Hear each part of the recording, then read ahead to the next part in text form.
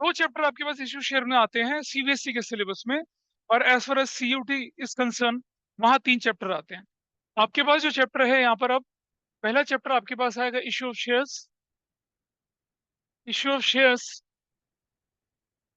मतलब हेडिंग जो यूनिट की है वो अकाउंटिंग फॉर शेयर कैपिटल है। इश्यू ऑफ शेयर्स पहला चैप्टर आता है। दूसरा चैप्टर आता है आपके पास इश्यू ऑफ डिवेंचर्स। अभी खितान वाले बच्चे भुगत चुके हैं थर्ड बुक का, जो भी था थर्ड बुक उन्होंने अच्छे से सफर करी है, या जो भी करा है, जैसा भी करा है। अब आप देखेंगे ना, जब आप इश्यू ऑफ शेयर्स और इश्यू ऑफ डिवेंचर्स पढ़ेंगे, थर्ड बुक आपको मजाक लगेगी, कहते ये रे क्या हो रहा है। अनफॉर्चुनेटली टीचर्स पहले थर्ड बुक शुरू करा रहे हैं, फिर फर्स्ट सेकंड बुक लेके चल रहे हैं, दैट्स नॉट डन। तो देखिए, इश्यू ऑफ शेयर्स है, इश्यू ऑफ डिवेंचर्स है, और तीसरा चैप्टर जो आपके पास एनसीईआरटी में दिखता है वो है redemption of debentures. Redemption of debentures. Redemption of debentures के मैं आपको नोट्स दे दूंगा ताकि आप सीयूटी के लिए अपने आप को वेल प्रिपेयर रखें। और इस चैप्टर को कराते समय 25% में इस चैप्टर का भी करा देता हूँ। 25% काम इस चैप्टर करा दो, because that is essential understand what is issue of debentures. तो कुल मिलाकर अगर आपको पढ़ाई करनी पड़ी रिडम्पशन ऑफ डिवेंचर्स के बाद में, तो आपको सिर्फ 75% पढ़ाई करनी पड़ेगी, वो भी नोट्स होंगे, लेकिन कंफर्टेबली हैंडल दैट। और बहुत ज्यादा डिटेल चीजें नहीं होती, सर थियोरेटिकल चीजें इसके अंदर आती हैं। बोलिए। सर कैमरा बहुत ब्लरी है, कुछ दिख नहीं रहा। आप अच्छा वो ठीक अभी हो अब गया। ठीक हो, अब हो गया, ठीक है ना। वो कह रहे हैं कि इधर उधर मत घूमो, सामने रहो तुम। इश्यू ऑफ शेयर्स लेके चल रहे हैं, एनसीईआरटी से थ्योरी पढ़नी है। इश्यू ऑफ डिवेंचर की थ्योरी भी मैं एनसीईआरटी से पढ़ाऊंगा आप लोगों को, है ना। टीएस ग्रेवाल को आई कैन अंडरस्टैंड, आप अपने आप रेफरेंस के लिए पढ़ सकते हैं, लेकिन सीबीएसई के पॉइंट ऑफ व्यू से, सीयूटी के पॉइंट ऑफ व्यू से आपको थ्योरी एनसीईआरटी से पढ़नी है। थ्योरी क्या मतलब, हर चीज एनसीईआरटी से पढ़नी है। तो इसीलिए अब जैसे रेशियो एनालिसिस है, कैश फ्लो है, पूरा का पूरा मैंने एनसीईआरटी से उठाकर सारी चीजें डाली हुई हैं। जो भी नोट्स आपको मिलेगा they are purely purely NCERT based. Question का लेवल थोड़ा सा ऊंचा मैं रखता हूँ क्लास के अंदर, because it will help you to crack CUET. और मैंने बोला कि हमारे बहुत सारे स्टूडेंट पास में जो बिजनेस स्टडीज और अकाउंटेंसी दोनों सब्जेक्ट में फुल नंबर लेके आए हैं। You could be the next. जब तक आप सीबीएसई की पढ़ाई नहीं करेंगे तब तक सीयूटी में 100% स्कोर लाना इम्पॉसिबल है। तीसरा साल सीबीएसई का, अब तुम्हारे में फोर्थ ईयर होगा सीयूटी का, लेकिन आप समझ लीजिए, कोई भी ऐसा बच्चा जिसने एनसीईआरटी या सीबीएसई के सिलेबस को ढंग से नहीं पढ़ा, वो नहीं ला सकता पूरे नंबर, पॉसिबल ही नहीं है। लेकिन अगर आपके 100 में 100 है सीयूटी में, यूनिवर्सिटी एडमिशन का रास्ता आसान हो जाएगा आपका। अच्छा, कुछ बच्चों के मन में सवाल होता है कि more than 21,000 students they got perfect 100, लेकिन भाई 21,000 स्टूडेंट ड्यू में थोड़ी आ रहे हैं। बीएचयू जाएंगे, there are more than 42 central universities in the country. CUET तो उन सबका टेस्ट है, तो वो सिर्फ ड्यू में थोड़ी आ रहे हैं, बाकी यूनिवर्सिटी में जाएंगे। If somebody is in Banaras, उसके घर के पास बनारस हिंदू यूनिवर्सिटी है, तो वो क्यों आएगा ड्यू।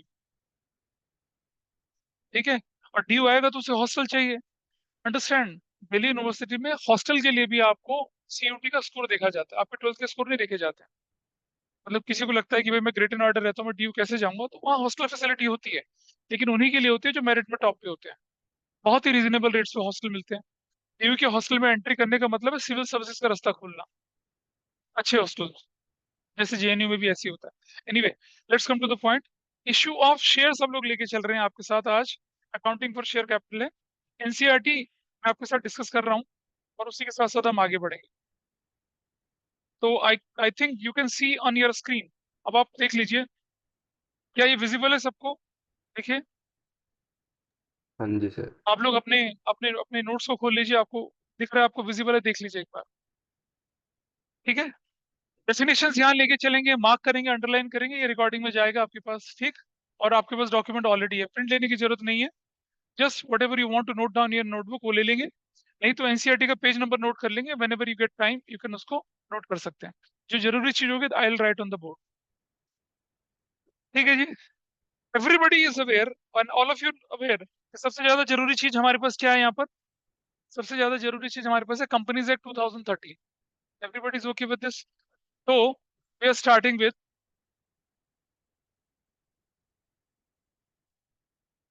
सबसे जरूरी चीज आपके पास है, क्या है वो, कंपनीज प्रोविजंस ऑफ, क्या आपके पास जरूरी है, provisions of the companies act 2013।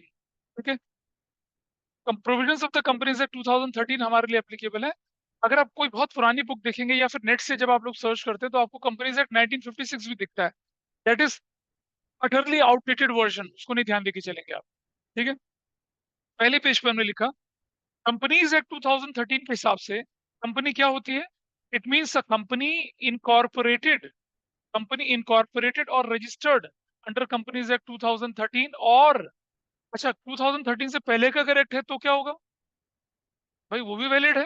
कानून बदल गया तो उसमें कंपनी की क्या गलती है? तो वो एक्ट भी वैलिड होगा, चाहे कंपनी 1956 हो, चाहे उससे पहले का ब्रिटिश रूल। अब मान लो टिस्को जो है वो तो इंडिपेंडेंस से पहले एस्टेब्लिश हुई थी, तो क्या उसको कंपनी नहीं मानेंगे? मानेंगे ना। Any prevailing act in the country governing companies before 2013 और 2013 के बाद सारी सारी कंपनीज कहलाती हैं। और any other earlier companies act, ये वाला, ठीक है। जस्टिस मार्शल की डेफिनेशन यहाँ पर है। ये जो जस्टिस मार्शल है ना, ये वाले, ये फिरंगी फिरंगी जस्टिस रहे हैं ये, इनकी बात क्यों कर रहे हैं यहाँ पर? कई बार क्या होता है कि सीयूटी में क्वेश्चन आ जाता है इसका। It is a person, artificial, invisible, intangible and existing only in the eyes of law. ठीक है जी। तो इसको हम क्या बोल रहे हैं? कंपनी। कंपनी कौन है? Which is created under the companies act 2013 और एनी एक्ट प्रिवेलिंग या any other act prevailing in the country. और एक आर्टिफिशियल, लीगल, इंटेंजिबल पर्सन है जो कि किसकी आइज में एग्जिस्ट करता है, कानून की नजरों में क्या करता है? एग्जिस्ट करता है। उसे हमने क्या बोला? कंपनी बोला। अब कंपनी जनरली क्या करती है? वो पैसा रेज करती है मार्केट से। किससे? इन्वेस्टर से। तो company raises is capital in the form of shares, उसे शेयर कैपिटल कहते हैं। और डिवेंचर्स, जिसे कहते हैं हम लोग डेट कैपिटल। आपने ध्यान दिया होगा जब हमने पार्टनरशिप पढ़ी थी और कैपिटल एम्प्लॉयड पढ़ाया था आपको, तो क्या बताया था कि capital employed is equal to what? Total assets minus total liabilities external, पढ़ाया था। और कंपनीज एक्ट में ये चीज बदल जाती है। कंपनीज एक्ट में कैपिटल एम्प्लॉयड क्या होता है? Total assets minus only current liabilities. यानी कि क्या हुआ आपके पास? जब आप कैपिटल एम्प्लॉयड निकालेंगे तो equity share holder, preference share holder, reserve surplus जोड़ेंगे और लॉन्ग टर्म बोरोइंग भी जोड़ेंगे। कंपनी की कैपिटल एम्प्लॉयड में मालिक का पैसा भी लगता है और बोरोड लॉन्ग टर्म फंड भी लगते हैं। तो जब हम बात करेंगे किसकी? कैपिटल एम्प्लॉयड की, तो वो हो जाएगा debt plus equity. Debt plus equity होता है। मैं समझाता हूँ किस तरह से, जरा एक बार देखेंगे, it will help us to proceed further. भाई देखिए, ये हमारे पास अकाउंटिंग इक्वेशन है। Everybody is okay. Assets is equal to क्या है? कैपिटल प्लस लायबिलिटीज, यही तो है। अच्छा, ये जो कैपिटल होता है इसको पार्टनरशिप में तो क्या बोलते हैं? X is capital, Y is capital, Z capital. X का करंट, वाई का करंट, जेड का करंट, सारे फ्री रिजर्व्स, सारे free surplus, minus fictitious assets, ऐसा करते थे। ठीक है। अब कंपनी के केस में क्या होगा? यहाँ पार्टनर्स तो है नहीं, तो यहाँ क्या होगा? Share holders. कौन कौन से? इक्विटी शेयर, प्रेफरेंस शेयर जोड़ते हैं इसके अंदर। इसके अंदर क्या जोड़ेंगे अगर हम लोग यहाँ पर? क्या बोलेंगे? अच्छा, यहाँ बोलेंगे हम लोग क्या? Equity shares. प्लस क्या जोड़ेंगे हम लोग? Preference shares. ठीक है। प्लस क्या जोड़ेंगे हम लोग? रिजर्व्स। प्लस क्या जोड़ेंगे हम लोग? सरप्लस। सरप्लस जोड़ते हैं। ये सारा का सारा मिलाकर क्या नाम दिया जाता है इसको? इसको बोला जाता है क्या? Share holders, share holders fund बोला जाता है। मतलब सिर्फ शेयर कैपिटल नहीं है, शेयर कैपिटल के साथ साथ आप क्या जोड़ते हैं? रिजर्व्स भी जोड़ते हैं, और क्या जोड़ते हैं? सरप्लस भी जोड़ते हैं। रिजर्व तो आपको अच्छे से मालूम है। इन्वेस्टमेंट फ्लक्चुएशन रिजर्व्स हो गया, वर्कमैन कंपनसेशन रिजर्व हो गया, जनरल रिजर्व्स हो गया, कंटीजेंसी रिजर्व, दुनिया भर के रिजर्व्स हैं। जिन्होंने थर्ड बुक पढ़ी उनको मालूम है, there is a huge list reserves. Surplus किसे कहते हैं? Undistributed profit, profit and loss का क्रेडिट बैलेंस। कहाँ दिखता है? वो लायबिलिटी साइड में दिखता है। वो चीज होती है। ये क्या है आपके पास? Share holder fund. ये क्या है? लायबिलिटीज। लायबिलिटीज दो तरह की होती है, बचपन में पढ़ा आपने, non current liability and current liability. भाई ये जो नॉन करंट लायबिलिटी, इसे डेट भी बोला जाता है। क्या बोला जाता है इसको? डेट भी बोला जाता है। और ये जो शेयर होल्डर फंड है, इसका नाम क्या होता है? ओनर्स इक्विटी, या मैं सिर्फ क्या बोलता हूँ, इसे इक्विटी भी बोलता हूँ। तो जब हम आगे बढ़ेंगे तो हमें क्या देखना पड़ेगा? अगर कोई व्यक्ति बोलता है इक्विटी, इसका मतलब they are talking about share holder fund. If somebody is talking about debt, इसका मतलब they are talking about what? Non current liabilities. ठीक है जी। ये है इंटरनल लायबिलिटी, ये क्या है? External liability. If somebody says total assets is equal to total liability, absolutely correct। लेकिन अगर हम बोले total assets is equal to equity plus liabilities, तो ब्रैकेट में एक्सटर्नल लग जाएगा। ये लायबिलिटी कौन सी वाली है? एक्सटर्नल वाली है। ये हम बेस डेवलप कर रहे हैं थर्ड बुक के लिए, और इस चैप्टर के लिए भी बेस डेवलप, ताकि आपको क्लैरिटी रहे कि आप क्या करने जा रहे हैं और क्या पढ़ रहे हैं। This is fine with you? हमारे पास क्या है? इक्विटी, हमारे पास क्या है? डेटा अकाउंटिंग इक्वेशन ही है। अब अगर मैं बोलूं कि कंपनी की कैपिटल एम्प्लॉयड क्या है, कंपनी की कैपिटल एम्प्लॉयड में ये जुड़ेगा और ये जुड़ेगा। क्या जुड़ेगा? It will be including share holder fund यानी कि equity, it will be including what? Debt. दोनों को मिला के क्या बन जाएगा? Capital employed. ये तो होगी कौन सी approach? Liability side. Asset side के लिए क्या बचा? टोटल एसेट्स माइनस क्या बचा? सिर्फ करंट लायबिलिटीज। ठीक है। और पार्टनरशिप में क्या है? टोटल एसेट्स माइनस क्या? टोटल लायबिलिटीज, लेकिन कौन सी वाली? एक्सटर्नल वाली। इसका ध्यान रखना है। तो इस बार के बोर्ड के पेपर में क्वेश्चन ऐसा आया था, मैंने बताया था ना आपको, एक बच्चे ने क्वेश्चन चैलेंज करा था कि नहीं नहीं, गुडविल कैलकुलेट करते समय कैपिटल एम्प्लॉयड पार्टनरशिप में कैसे निकाली ली थी उसने? उसने निकाली थी total assets minus current liability, share holders fund, owners equity. उसने ये करके बोला था, लेकिन वो गलत था कंसेप्ट। कंपनीज एक्ट में जब हम कैपिटल एम्प्लॉयड निकालेंगे तो क्या होता है? टोटल एसेट्स माइनस सिर्फ करंट लायबिलिटी होती है। लेकिन जब हम पार्टनरशिप पढ़ेंगे, पार्टनरशिप में कैपिटल एम्प्लॉयड निकाली जाती है, तो क्या होता है? टोटल एसेट्स माइनस क्या? ये पूरा portion which includes non current plus current, यानी कि टोटल लायबिलिटी कौन सी वाली? एक्सटर्नल वाली। ये आप गुडविल वाले चैप्टर में पढ़ चुके हैं। आई होप दिस इज फाइन। तो वो जो आपके सामने बात करी गई है शेयर्स की और डिबेंचर्स की, उसका पर्पज ही यही है ताकि स्टूडेंट जब कंपनीज एक्ट पढ़े तो वो पता लगा ले कि क्या कैपिटल एम्प्लॉयड का मतलब क्या क्या होता है। ओनर्स इक्विटी भी होता है और एक्सटर्नल इक्विटी यानी कि डेट भी होता है। शॉर्ट टर्म को हटा देते हैं, शॉर्ट टर्म को कंसिडर नहीं करते हैं। ठीक है जी। अभी थ्योरी पढ़ रहे हैं हम लोग। अभी नींद के झोंके चलेंगे तो पानी वानी पी लेना ढंग से जरा, है ना, क्योंकि इतने जल्दी आप लोग उठते नहीं है। Let's move further. चलिए, फीचर्स ऑफ कंपनी, ये क्यों पढ़ना जरूरी है? क्योंकि इस पर क्वेश्चंस बन जाते हैं थियोरेटिकल। वैसे इश्यू ऑफ शेयर्स में पूछने के लिए बहुत ज्यादा होता है, लेकिन फिर भी थियोरेटिकल चीजें पूछी जाती है, इसलिए हम सबसे पहले हमने बोला क्या? Body corporate. बॉडी कॉर्पोरेट का मतलब होता है इट इज इनकॉर्पोरेटेड। अच्छा, can anybody tell me the various process of formation of a company which you studied in class 11 business studies? क्या? सबसे पहले प्रमोशन, बहुत बढ़िया। प्रमोशन के बाद क्या है? इनकॉर्पोरेशन। उसके बाद आया सब्सक्रिप्शन। हाँ जी। ना ना ना, वो छोड़ो, वो तो प्रमोशन की स्टेज में चली जाती है ना। जब आप बोलते हैं कंपनी के केस में, तो आपके पास चार स्टेजेस होती हैं। नंबर वन होती है प्रमोशन स्टेज। नंबर टू क्या होती है आपके पास? इनकॉर्पोरेशन। इनकॉर्पोरेशन मतलब लीगली आप कंपनी को एग्जिस्ट कर रहे हैं। उसके बाद होता है subscription stage.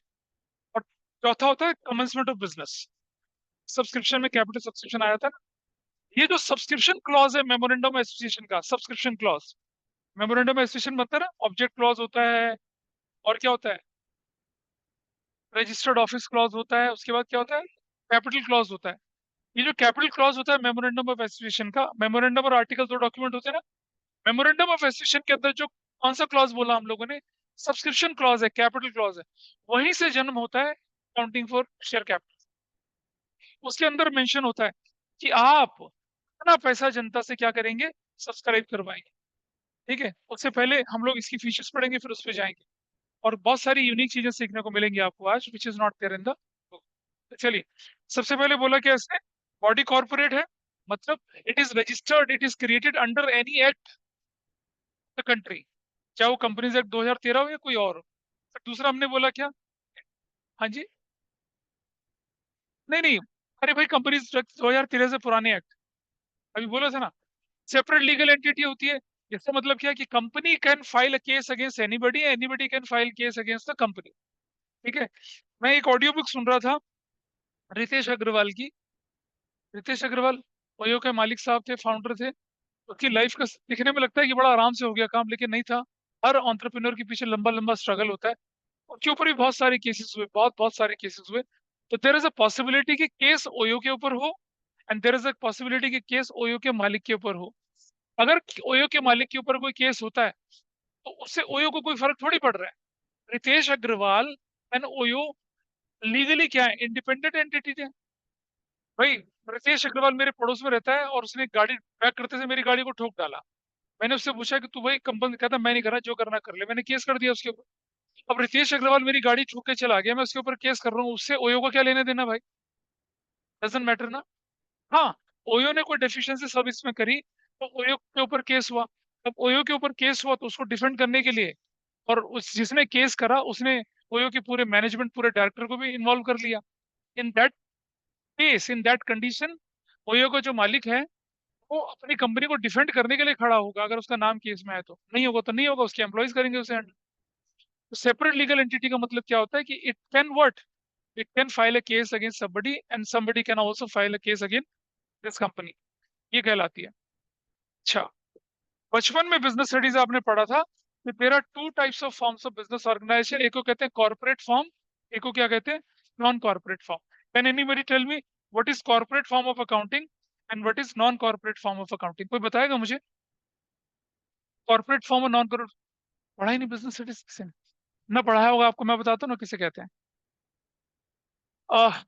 Forms of business organizations, forms of business organization, बताइए। ये सबसे पहले हमने बोला क्या, sole proprietorship. Sole proprietorship, Shubhankar ने एक फर्म खोल दी सोल प्रोप्राइटरशिप, ठीक है। फिर क्या हुआ कि जब बिजनेस बड़ा हुआ, जब बिजनेस बड़ा हुआ, शुभांकर है, शुभांकर के बेटा बेटियां नाती पोते पड़पोते पड़पोतियां इतने सब थे, ठीक है। सबने कहा दद्दू हम आपके बिजनेस में आएंगे। दद्दू ने कहा आ जाओ बेटा, क्या बड़ी बात है। अब वो क्या बन गया, ज्वाइंट हिंदू फैमिली बिजनेस बन गया, है ना। हाँ, हम ज्वाइंट हिंदू फैमिली बिजनेस है, हिंदू अनडिवाइडेड फैमिली भी बोलते हैं, ठीक है। इसके बाद आपके पास आया क्या, पार्टनरशिप आई। पार्टनरशिप आई तो शुभांकर के बेटे के फादर कहते हैं कि सर ऐसे तो काम नहीं चलेगा, हम अ, अपने बिजनेस के रिलेशन को रिश्तेदारी में बदल लेते हैं। इनकी कॉम्पिटिटिव फर्म थी, इनका बेटा था, उनकी बेटी थी, हो गया काम, पार्टनरशिप में चले गए। Anyway that's on a funny note, don't take it seriously. इसके बाद आपके पास क्या आता है, कोऑपरेटिव सोसाइटी आती है। कोऑपरेटिव सोसाइटी आज आपको पता चलेगा कि क्या फर्क है कोऑपरेटिव सोसाइटी, हालांकि मैं बचपन में पढ़ा था। इसके बाद क्या होता है, क्या प्राइवेट कंपनी, प्राइवेट कंपनी आती है। और फिर क्या आती है, पब्लिक कंपनी आती है।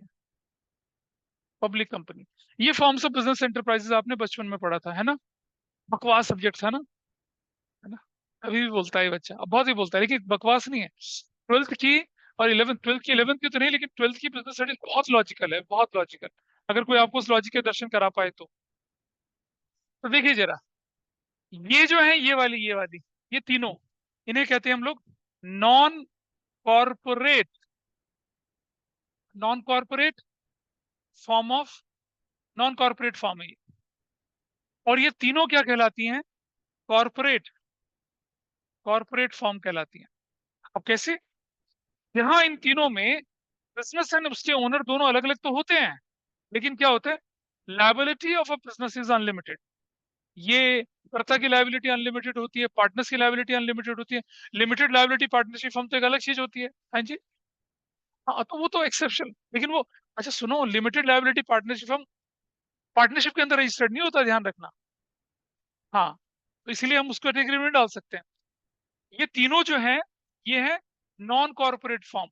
यहाँ अगर कोई गलती बिजनेस से हुई तो कौन भुगतेगा, उसके मालिक या उसके पार्टनर्स भुगतेंगे उसको। उनकी personal property can also be involve to pay off the debt of the firm, ठीक है जी। यहाँ आ जाते हैं, कोऑपरेटिव सोसाइटी में 100 लोग मिल गए, कोऑपरेटिव सोसाइटी नुकसान में चली गई, कोऑपरेटिव सोसाइटी के ऊपर कर्जा हो गया। क्या हम कर्जा उनके मेंबर्स की पर्सनल प्रॉपर्टी ऑक्शन करके निकाल लेंगे? नहीं निकाल सकते, बिल्कुल नहीं निकाल सकते। प्राइवेट कंपनी है, वो डूब गई, तो जो इसके शेयर होल्डर होंगे, they are liable to pay off the debt to the extent of their share holding. उसके अलावा उनसे पैसे ले ही नहीं सकते। और ये तो क्या है, जनता का पैसा उड़ाते हैं लोग, वैसे तो विजय माल्या ने उड़ाया था। पब्लिक कंपनी, कॉर्पोरेट फॉर्म क्यों बोला जाता है, ओनर जो होते हैं, their personal property can not be utilize to pay off companies या फर्म्स डेट, इन्हें कॉर्पोरेट। इसीलिए आपने देखो कॉर्पोरेट वर्ल्ड में आता क्या है, कोऑपरेटिव सोसाइटी तो क्या है, वेलफेयर के लिए होती है, प्रॉफिट मोटिव के लिए, ये दोनों होते हैं। तो कॉर्पोरेट वर्ल्ड इसीलिए बोला जाता है कि their personal property can not be utilized. हाँ जी, नहीं नहीं, they earn profit, they earn huge profit, that's a different issue. हम तो लीगल हम तो लीगल स्टेटस की बात कर रहे हैं ना, कि ओनर यानी कि जो शेयर होल्डर हैं, इनकी पर्सनल प्रॉपर्टी जो होती है वो फर्म के कर्जे को चुकाने के लिए इस्तेमाल नहीं करी जा सकती है। कॉर्पोरेट फॉर्म हो गई, कौन सी फॉर्म हो गई, नॉन कॉर्पोरेट फॉर्म हो गई। I think this is fine with everybody. तो जब हम बात कर रहे हैं किसका, बॉडी कॉर्पोरेट, क्या बोला हम लोगों ने यहाँ पर, बॉडी कॉर्पोरेट है। इसका मतलब क्या हुआ कि in case of a company, personal property of share holders can not be utilize to pay off debt of the company in case of insolvency, in case of winding up. ये हमारे पास point बनता है। I hope this is clear to everybody. चलिए आगे चलते हैं जरा, दोबारा एनसीईआरटी पे चलें। तो हमने बोला limited liability, this point is okay. Why the liability of a share holder is limited? Because they exist in this corporate form of business, जहाँ मालिक और बिजनेस दोनों क्या होते हैं, अलग अलग होते हैं, और मालिक की प्रॉपर्टी को बिजनेस में इस्तेमाल नहीं किया जा सकता है। लेकिन इन तीनों में ऐसा होता है। ये नॉन कॉर्पोरेट फॉर्म है, वो कॉर्पोरेट फॉर्म है। आगे बढ़े थोड़ा सा। परपीचुअल सक्सेशन, हमारे पुराणों में एक कहानी हुआ करती थी रक्तासुर की। सुना है किसी ने रक्तासुर का नाम? रक्तासुर, रक्तासुर क्या होता था, उसकी मुंडी काटो या हाथ काटो, पैर काटो, जहां उसकी खून की बूंद गिरेगी वहां से क्या हो जाता था, एक नया रक्तासुर शुरू हो जाता था। देवता असुर संग्राम चल रहा था, सुना होगा कभी आप लोगों ने, देवता और असुर लड़ते रहते थे किसी न किसी बात पे, कभी किसी, जनरली उनके बीच का जो बोन ऑफ कंटेंशन होता था। एक बार क्या करा कि असुरों ने बोला कि अ, सारी की सारी अप्सराएं इंद्र के दरबार में नृत्य करती हैं, हमारे दरबार में नृत्य क्यों नहीं करती? तो असुरों के राजा बोले चलो अप्सराओं को लेके आते हैं। देन इंद्र एंड हिज, उसकी army, they stood strong to defend अप्सराओं को। लेकिन तब भी क्या हुआ, वो ले गए दो चार को पकड़ के अपने साथ, हाहाकार मच गया देवलोक में। ठीक है जी। फिर सारे देवता इकट्ठे हुए, फिर असुरों पे हमला किया गया। तो असुरों में एक असुर था रक्तासुर, उसको वरदान मिला था कि जहां तेरे खून की एक बूंद गिरेगी और खड़े हो जाएंगे। भाई वो तो, उसको गर्दन काटो तो 15 और कारी निकले खून की और खड़े हो जाए। इसलिए देवता उसको हिट करते हुए डर रहे होते थे। वो एक तीर मारे तो, एक तीर मारेंगे तो फटके निकलता, वो और फिर खड़े हो जाते। It's a very tragic situation. ऐसे में माँ पार्वती की इच्छा से माता काली जी ने अपना स्वरूप लिया, और जैसे रक्तासुर की मुंडी कटती कुछ वो सारा खून खुद पी लेती थी। ऐसे करते करते उसका शरीर रक्तविहीन हुआ, फाइनली वो नर्कवासी बना। तो ये कहानी बनी यहाँ पर। कंपनीज में भी, कंपनीज एक्ट के अंदर जो कंपनी है उसकी वही फीचर है, परपीचुअल सक्सेशन, मर ही नहीं सकती। एक शेयर होल्डर मरेगा दूसरा हो जाएगा, तीसरा, चौथा, पांचवा। रक्तासुर टाइप का ये कैटेगरी का है ये परपीचुअल सक्सेशन। तो लिख मत देना एग्जाम में, परपीचुअल सक्सेशन लाइक रक्तासुर, ऐसा नहीं है। क्या है ये? हाँ, हाँ बिल्कुल सही बात बोला। जरा कोई गूगल पे सर्च करके देखिए कि कोका कोला के कितने शेयर होल्डर हैं। जरा देख के बताइए मुझे, how many share holders of Coca Cola. और अगर आप ग्लोब के, वर्ल्ड के मैप पे देखेंगे तो कहाँ कहाँ फैले पड़े हैं। समझ लीजिए, अगर पूरी पृथ्वी का विनाश होगा तो कोका कोला के क्या होंगे, शेयर होल्डर मरेंगे। नहीं नहीं, 1% की तो बात ही नहीं कर रहे ना हम लोग। अभी आएंगे 1% कंपनी का क्या एडवांटेज एडवांटेज, चलो छोड़ दो। तो समझ लीजिए आप, सुनो, रुक जा। कंपनी के केस में एक शेयर होल्डर अगर मरता है तो उसका जो लीगल सक्सेसर होगा, जो एग्जीक्यूटर होगा, वो शेयर होल्डर बन जाएगा। या पार्टनरशिप थोड़ी है कि ट्रांसफर ऑफ इंटरेस्ट है ही नहीं, यहाँ तो है। यहाँ तो क्या होता है, आप अगर जाते हैं तो आपकी विल, डिक्लेयर अनडिक्लेयर्ड विल या सक्सेशन, फैमिली ने मान लिया कि आप उत्तराधिकारी हो, ठीक है, नॉमिनी बना दिया आपको, ठीक है, तो नॉमिनी जाएंगे, बैंक अकाउंट आपके नाम पे ट्रांसफर हो जाता है, आपके सारे शेयर आपके अकाउंट नाम पे ट्रांसफर हो जाते हैं, तो खत्म। तो पिताजी चले गए तो बेटा बन गया क्या? कंपनी क्या है, परपेचुअल सक्सेशन है, नेवर एंडिंग है, खत्म नहीं हो सकती है जब तक कि कंपनी खुद को क्या ना कर दे, वाइंड अप कर दे। Got it? That's the point. So perpetual succession का मतलब क्लियर है। डेथ है या इंसैनिटी और insolvency of an member can not effect the existence और सर्वाइवल और फंक्शनिंग ऑफ अ कंपनी। फिर बारी आती है कॉमन सील।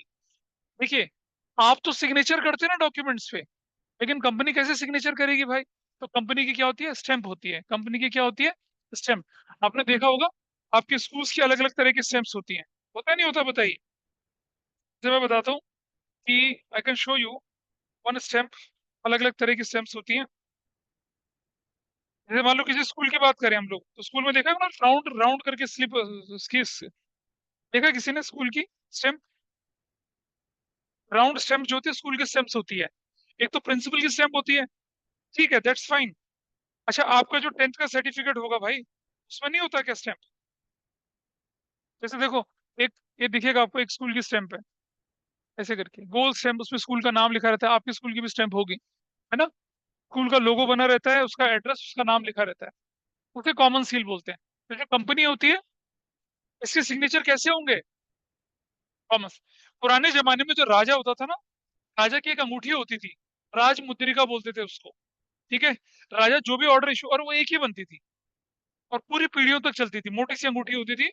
अच्छा, राजा को अगर कोई ऑर्डर पास करना होता था, वो क्या करता था, तो स्याही में डुबाता था, ऐसे अपना स्टैम्प मार देता था बस। राजा के उस स्टैम्प के बिना कोई ऑर्डर इशू नहीं होता था।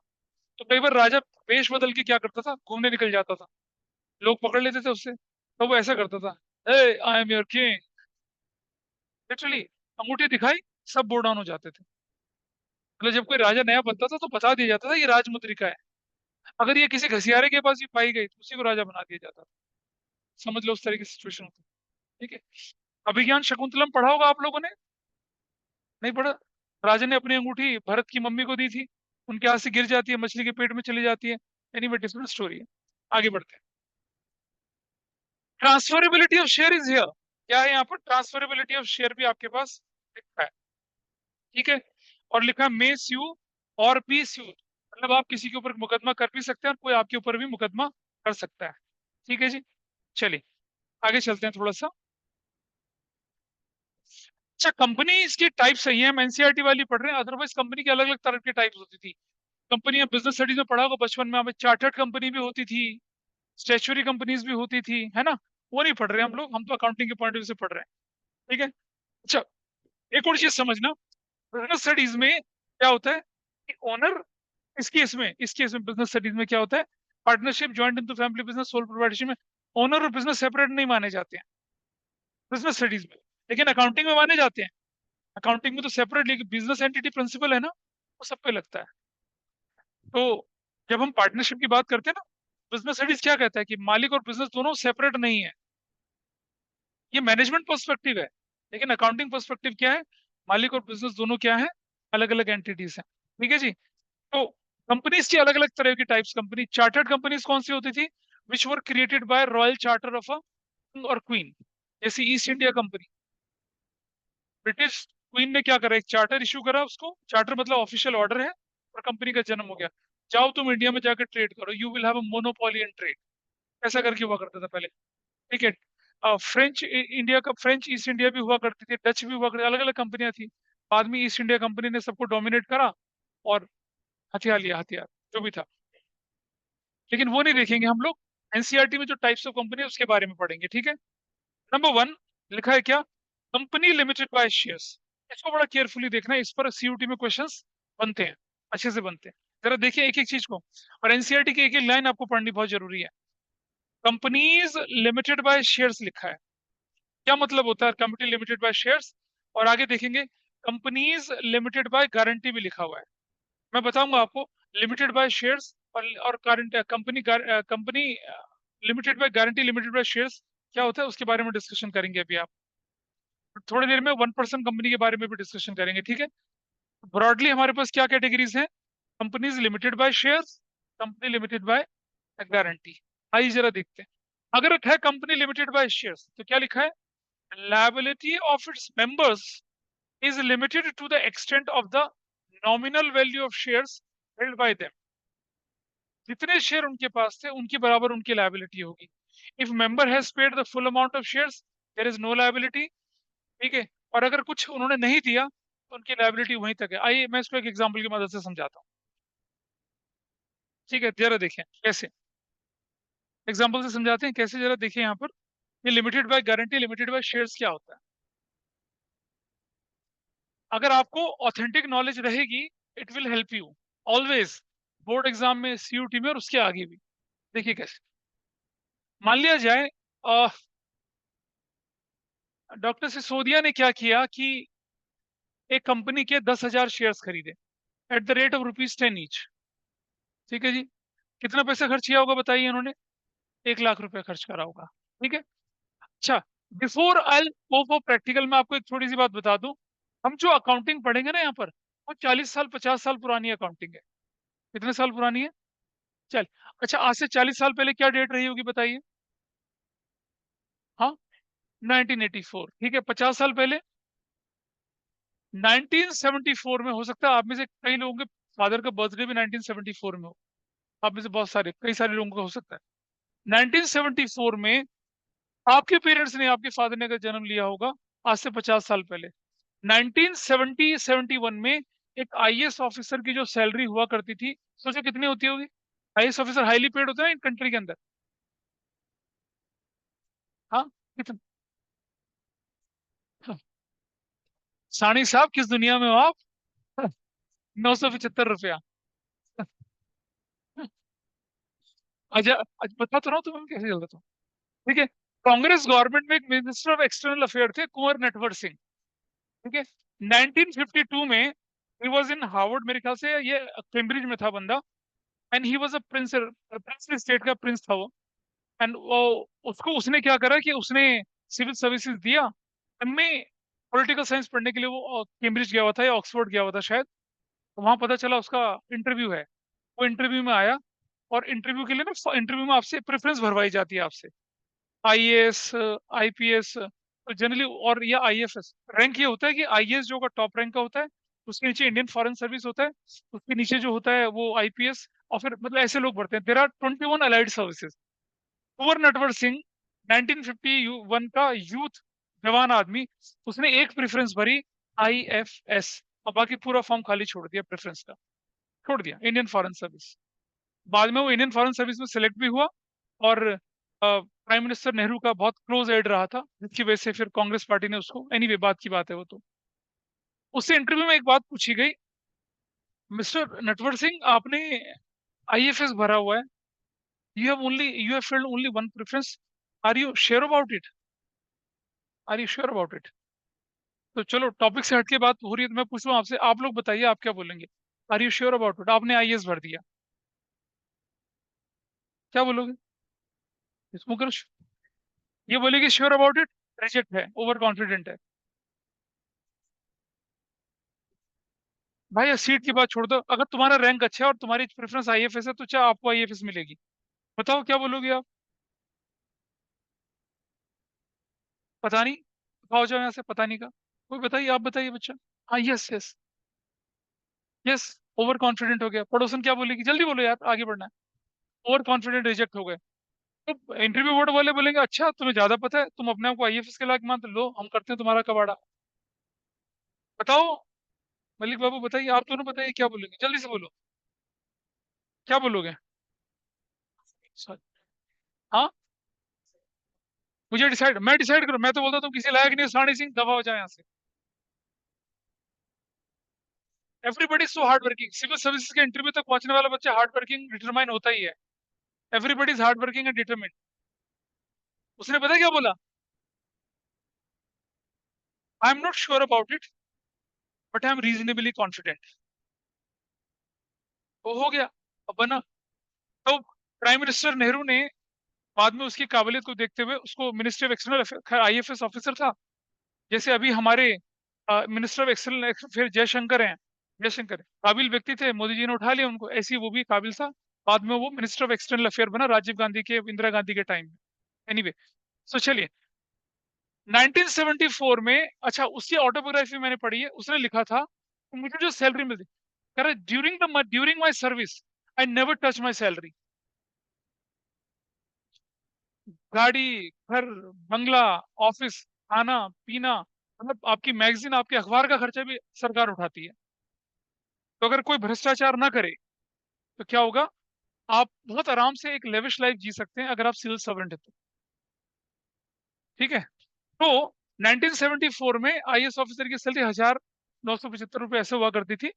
और एक क्लर्क की सैलरी जो हुआ करती थी, सोचो जरा कितनी होती होगी उस हिसाब से, तो फिर 70 से 75 रुपीज हुआ करती थी। ठीक है जी। लेकिन एक शेयर की वैल्यू ₹10 ही हुआ करती थी। एक शेयर जो है 10 रुपए का ही हुआ करता था। अब 10 रुपए का एक शेयर है, और एक क्लर्क अगर किसी कंपनी के शेयर में इन्वेस्ट करना चाहे तो परिवार के गुरुद्वारे जाएगा उसका। है भाई, वो तो 7 शेयर खरीद रहे, 5 रुपये नहीं बचा, क्या करे, कैसे काम चलेगा उसका, नहीं चल सकता था ना। तो उस जमाने में कंपनी क्या करती थी, ये जो 10 रुपए का शेयर होता था, इसे स्प्लिट करती थी। नहीं वो अलग, वो नहीं नहीं नहीं, रुक जा, मैं बताता हूँ वो क्या करते थे कि ये जो 10 रुपए का शेयर है, 2 रुपए एप्लीकेशन पे दे देना भाई, 3 रुपए अलॉटमेंट पे दे देना भाई, 1 रुपया फर्स्ट कॉल में दे देना, फिर 2 रुपया सेकंड कॉल में दे देना, फिर फाइनल कॉल में दे देना। मतलब इंस्टॉलमेंट में पैसा मंगाती थी, ऐसे चलता था। आज की तरह थोड़ी होता है बूम भाम एकदम से आईपीओ निकल रहा है, 10 रुपए का शेयर 450 में जा रहा है, नहीं होता था तब। That was a modus operandi, ऐसे काम चलता था। तो सुनिए, अगर डॉक्टर सिसोदिया ने क्या करा, 10 रुपए के शेयर 1 लाख रुपए के बनते हैं, इन्होंने क्या, 10,000 रुपए के शेयर की में ₹6 पे कर दिया था, कितना, 60,000 पे कर रखा है, पेड है। तो बताइए अनपेड कितना है, अनपेड कितना है, 40,000। अब अगर कंपनी डेट में रहती है, अगर कंपनी को लॉस होता है, तो doctor Sisodia limited by shares में कितना अमाउंट पे कर पाएंगे, सिर्फ ये 40,000। She is liable to contribute to the losses of the company to the extend of unpaid amount of share held by her. लेकिन अगर उन्होंने क्या कर दिया, पूरा का पूरा क्या कर दिया, 10 रुपए यानी कि 1 लाख रुपया पे कर दिया था, will she be liable to pay, will she be liable to contribute to the losses of the company? Not even a single पैसा। इस तरह की कंपनी को क्या बोलते हैं, लिमिटेड बाय शेयर्स बोलते हैं। हमारे देश में लिमिटेड बाय शेयर्स वाली कंपनी ही चलती है, मोस्ट प्रोमिनेंट कंपनी यही है। What it, limited by share का मतलब समझ में आया, कि a share holder is liable to the unpaid amount of shares held by him और हर, वही लाइबल है, इसके अलावा उनसे कुछ पैसा नहीं लिखा जाए। कॉर्पोरेट फॉर्म है ना, पर्सनल प्रॉपर्टी थोड़ी यूटिलाइज कर सकते हैं। जितना कंपनी का ड्यू बनता है उनकी तरफ, उतना ही तो वापस करोगे, उसके बियॉन्ड पैसा वापस नहीं ले जाते किसी से। This is what limited by क्या था ये। चलिए नोट्स को दोबारा देखिए, एक बार बुक को दोबारा देखिए, क्या बोला हम लोगों ने इसके बारे में, limited bye.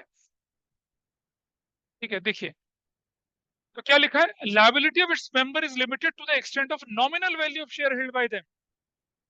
If a member has paid full amount of shares, there is no liability on his part whatever may be the debt of the company. बोला चाहे कंपनी का कर्जा कितना भी हो, उसे कोई पैसा पे नहीं करना है, क्योंकि वो अपना पैसा दे चुका है।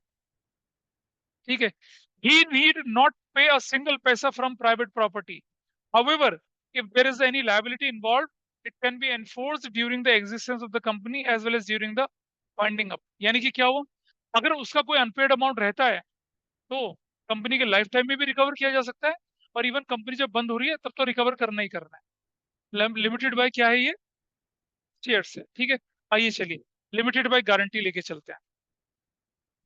अभी पिछले साल सहारा ग्रुप के मालिक सुब्रत रॉय सहारा की डेथ हुई, मालूम है किसी को। वो बंदा जेल में रखा गया, तिहाड़ जेल में था, मरते दम तक तिहाड़ जेल में ही था वो बंदा। पता है क्यों, क्योंकि उसने इन्वेस्टर से करीब करीब 2 लाख करोड़ रुपया लिया था, 2 लाख करोड़ रुपया इन्वेस्टर से लिया था। सुप्रीम कोर्ट ने बोला तुम्हारी स्कीम पॉन्जी स्कीम से, मतलब फ्रॉड स्कीम से, पैसा वापस करो। तो सुप्रीम कोर्ट को बता ही नहीं पाया कि पैसा किसे वापस करना है। सोचिए, he was ready to give money back. Supreme कहता ठीक है भाई, तू पैसा वापस कर रहा है, उन लोगों की लिस्ट तो लेके आ जिसे तुझे पैसा वापस करना है। अरे भाई, पॉन्जी स्कीम्स में क्या होता है कि कभी किसी से उठा लिया, कभी किसी से उठा लिया, रिकॉर्ड तो कोई होता ही नहीं है। बिल्डर लोग क्या करते थे पता है, जैसे मान लिया तुमने 1 करोड़ का घर खरीदना था, या मान लो 90 लाख का घर खरीदना था, वो क्या करते थे, कुछ कच्चा रसीद कुछ पक्का रसीद दे देते थे। ये रसीद में आपसे 20 लाख 30 लाख रुपए दे के आपको प्रॉपर रसीद बना दी, बाकी छोटी छोटी पर्चियों में लिख के आपसे ले लिया। भाई जैसे मान लो इन्होंने, गौरिका ने लिख दिया या सुहानी ने लिख दिया, 20 लाख रुपए उनसे ले लिया, और एक साइन करा के अपने, उसके एमडी ने साइन करा के पकड़ा दिया। अरे सर ये क्या है, अरे यार भरोसा नहीं है, हम तो सुपरटेक चला रहे हैं, हम ये चला रहे हैं वो चला रहे हैं।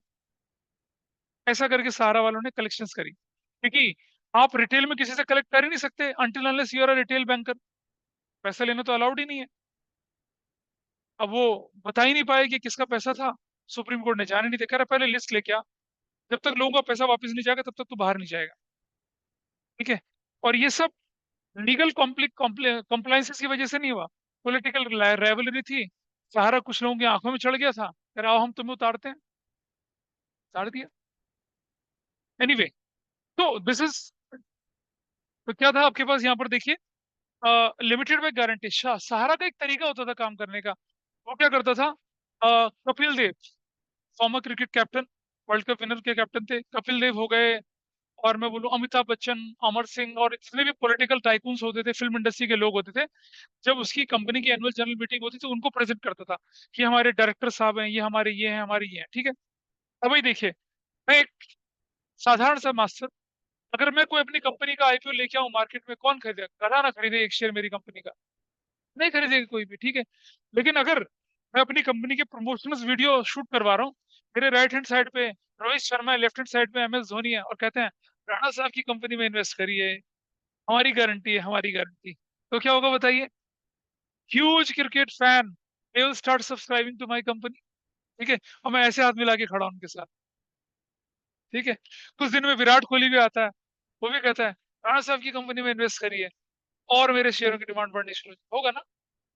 ठीक है। तो जरा समझिए, अब महेंद्र सिंह धोनी और रोहित शर्मा और विराट कोहली और उनकी वाइफ अनुष्का शर्मा ये भी कहते हैं, पाया ससुर जी नहीं, मेरे, हाँ ऑब्वियसली मेरी उम्र तो उतनी है ही, कैसे कैसे आप भी दिल्ली वाले, हम भी दिल्ली वाले, ऐसा करके बोलते हैं। ठीक है, चलो।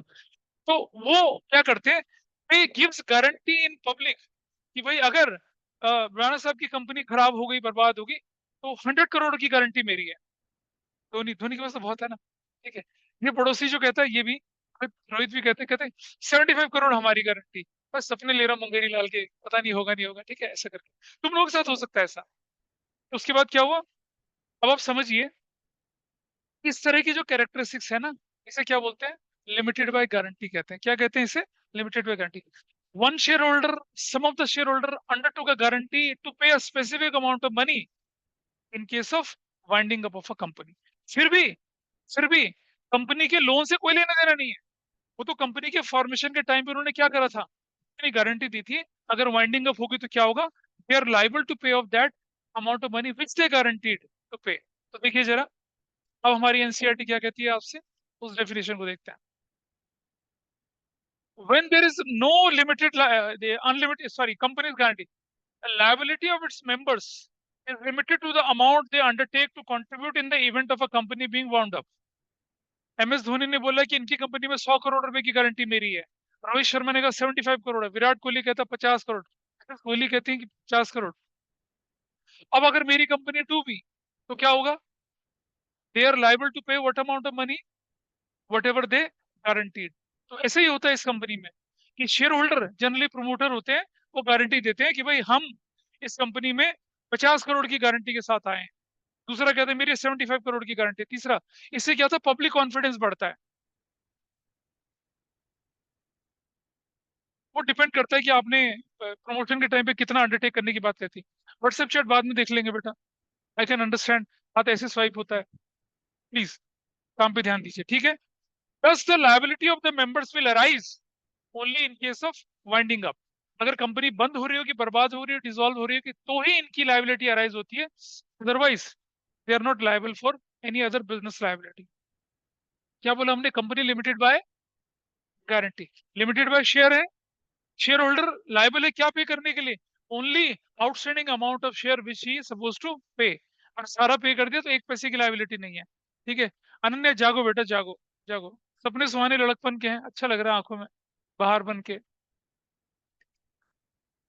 अनलिमिटेड कंपनीज, बोलिए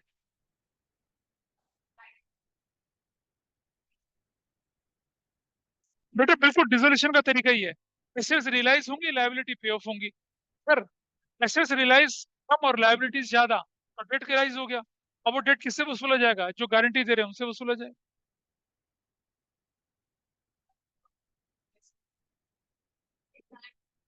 अरे, शेयर होल्डर को तो पैसे ही वापस है, ये बहुत बड़ी बात है वाइंडिंग अप के केस। ऐसा पार्टनरशिप के साथ नहीं मिलाई है, इसको थोड़ा सा अलग है उससे।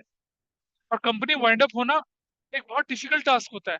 Lots of hurdles are there. सरकार कोशिश करती है इसे रिवाइव करने की, कहती किसी को बेच दो, किसी को और हैंड ओवर कर दो, किसी के साथ मर्ज करवा दो, क्योंकि कंपनी एक पब्लिक। ए भाई क्या देख रहे हो? ठीक है, तो वैसा पॉसिबल नहीं है। अनलिमिटेड कंपनीज, आइए देखें क्या लिखा है इसमें। अब आप समझ चुके होंगे अनलिमिटेड का मतलब क्या हो रहा है। Liability of its member is what? Unlimited. Company डूबेगी तो घर, मतलब घर, सॉरी, हाँ, हम इमोशनल नहीं होंगे ना, कानून में दे रखा है, पढ़ेंगे ना इसके बारे में। अब ऐसा क्यों है, कैसा, हम क्या जाने। लॉ कहता है तो हम उसके हिसाब से चल रहे हैं। देखिए, when there is no limit of liability of its members, company is called unlimited company. When the company's property is not sufficient to pay off its debts, private property of its members can be used to pay the purpose. Clear है जी? मतलब वो जो partnership में हो गया वही हिसाब किताब है यहाँ पर। पार्टनरशिप में लिमिटेड लायबिलिटी एक्सेप्शन होता था, कंपनीज में अनलिमिटेड कंपनीज एक एक्सेप्शन की तरह हम इस्तेमाल कर सकते हैं, ठीक है। Such companies are not found in India, सबसे आसान चीज तो यही है। Even though permitted by the companies act, हमारे देश में ऐसी कंपनियां नहीं बनती है। मतलब पार्टनरशिप में भी पैसा डूबे, कंपनी में भी पैसा डूबे, दूसरों के पैसे से खेलने का मजा ही कहाँ है फिर। इससे ऐसा नहीं होता, हमारे देश में इस तरह की कंपनी बनाने का चलन नहीं है। ठीक है जी, चलिए थोड़ा और आगे चले। अब वो क्लासिफिकेशन है जो आपने बचपन में पढ़ा था, पब्लिक कंपनी और क्या होती है, ये प्राइवेट कंपनी होती है। और आपने देखा होगा ना, लड़का वो जो लड़की नहीं है। ऐसे बोले, हम बोलेंगे भाई कौन लड़का है, करे जो लड़की नहीं है। कंपनी से देखो क्या मजाक करता है हमारे साथ। Public company means a company which is not a, क्या, प्राइवेट कंपनी, या विच is not a subsidiary of a private company. ठीक है, तो आपको प्राइवेट कंपनी पढ़नी पड़ेगी, वो क्या होती है।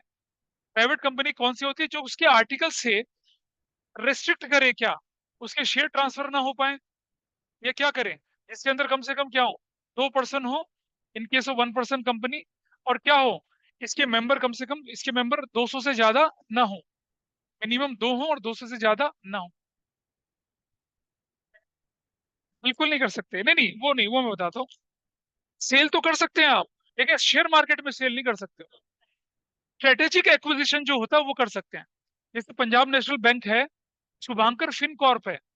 शुभांकर फिनकॉर्प जो है, वो क्या करता है, देश में डेबिट कार्ड, क्रेडिट कार्ड को फाइनेंशियल प्लेटफॉर्म प्रोवाइड कर रहा है। ठीक है, स्टेट बैंक ऑफ इंडिया ने देखा कि यार शुभांकर फिनकॉर्प तो बड़ा अच्छा चल रहा है, अगर हम इसे एक्वायर कर लें तो क्या होगा। जैसे मैंने देखा था ना, ओयो रूम्स ने जब यूरोप में अपनी पकड़ बनानी थी, तो करीब करीब 6,800 करोड़ में उसने एक यूरोपियन होटल की चेन खरीदी थी, जिसके यूरोप की 13 कंट्रीज में क्या थे, और मोर देन 13,000 होटल थे उसके, उसका एक्विजिशन करा। तो स्ट्रेटेजिक एक्विजिशन कहलाया ना वो तो शुभांकर फिनकॉर्प के 51% से ज्यादा शेयर एसबीआई म्यूचुअल फंड ने खरीद, एसबीआई कैपिटल ने खरीद लिए। ऐसा हो सकता है।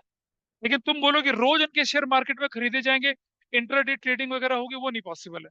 तो ट्रांसफर क्या लिखा है, right transfer it shares, ownership transfer हो जाएगी, एक्विजिशन पूरी कंपनी खरीद लो, वो सेबी की परमिशन से आप कर सकते हैं, अदरवाइज नहीं कर सकते।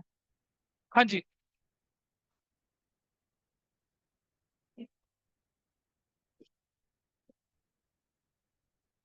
मैंने क्या बोला आपसे, अगर शेयर होल्डर की डेथ हो जाती है तो शेयर होल्डिंग जो है वो उसकी क्या कहलाती है, मूवेबल प्रॉपर्टी कहलाती है।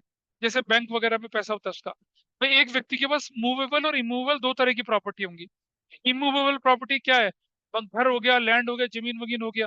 मूवेबल प्रॉपर्टी क्या है, गाड़ी हो गया, उसके बैंक अकाउंट हो गया, उसके इन्वेस्टमेंट्स वगैरह हो गया, वो सब हो गया। तो आदमी बोलता है कि भाई मेरी movable as well as immovable property मेरे बड़े बेटे के नाम पे है। तो जो शेयर्स होंगे वो फादर फादर की विल दिखाएगा, कंपनी में जाएगा, ट्रांसफर हो जाएगा उसके नाम। लेकिन खरीदने बेचने वाला ट्रांसफर पॉसिबल नहीं है, सिर्फ स्ट्रेटेजिक एक्विजिशन। कि आपकी कंपनी चल रही है, अब शुभांकर फिनकॉर्प है, और कोई दूसरा उसे ऑफर करता है, तो शुभांकर और वो दोनों सेबी में अपना प्रपोजल लगाते हैं कि भाई हम खरीदने वाले हैं एक्विजिशन, इतना पैसा देंगे, हो जाएगा। लेकिन तुम बोलोगे शेयर की ट्रेडिंग रोज होगी, वो नहीं होगा।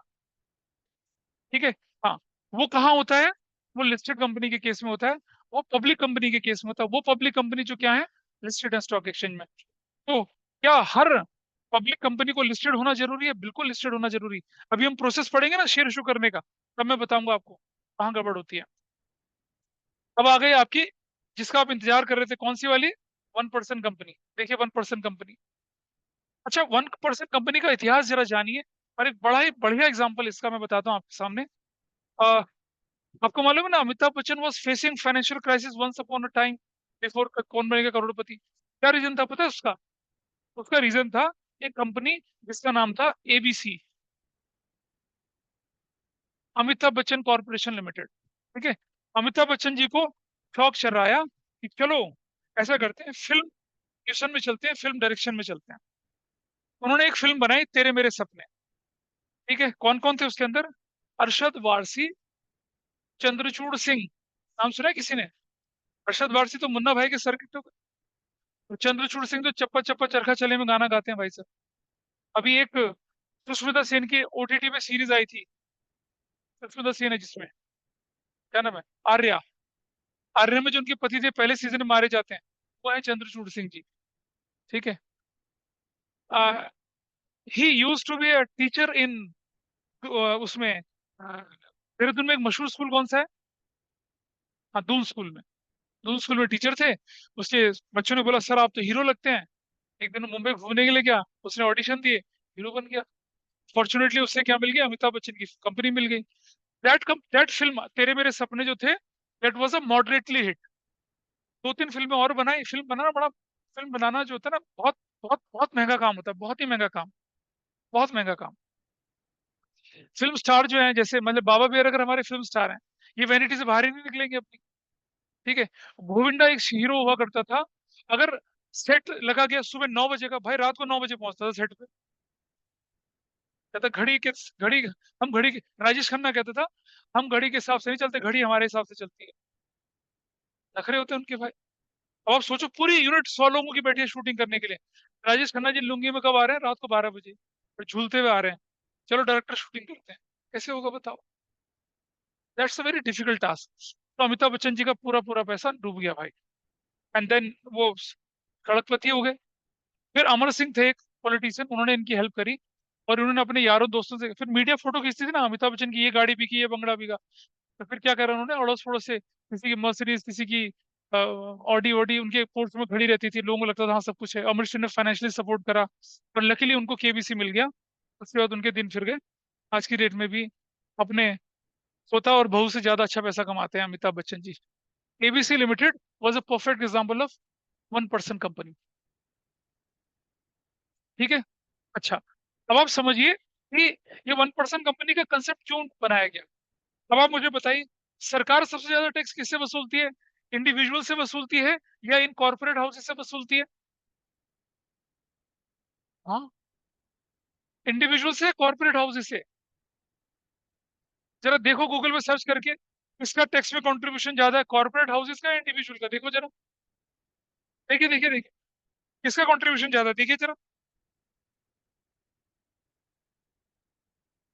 फटाफट से देखिए। टैक्स नहीं बेटा, क्वांटम क्वांटम। स्लैब मत बोलिए, स्लैब तो ठीक है।